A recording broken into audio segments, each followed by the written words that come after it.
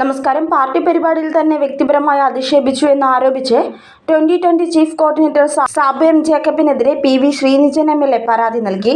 പട്ടികജാതി പട്ടികവർഗ പീഡന നിരോധന നിയമപ്രകാരം കേസെടുക്കണം. ഞായറാഴ്ച കോലഞ്ചേരിയിൽ സംഘടിപ്പിച്ച 2020 മഹാസമ്മേളനത്തിൽ നടത്തിയ പ്രസംഗത്തിൽ സാബു എം ജേക്കബ് PV ശ്രീനിജനെ വൃത്തികെട്ട ജന്തു എന്ന് അധിക്ഷേപിച്ച് സംസാരിച്ചതായി പരാതിയിൽ പറയുന്നു. വിഷയത്തിൽ പട്ടികജാതി പട്ടികവർഗ പീഡന നിരോധന നിയമപ്രകാരം കേസെടുക്കണമെന്നാവശ്യപ്പെട്ട MLA പുത്തൻകുരിശ് DYSPക്ക് പരാതി നൽകി.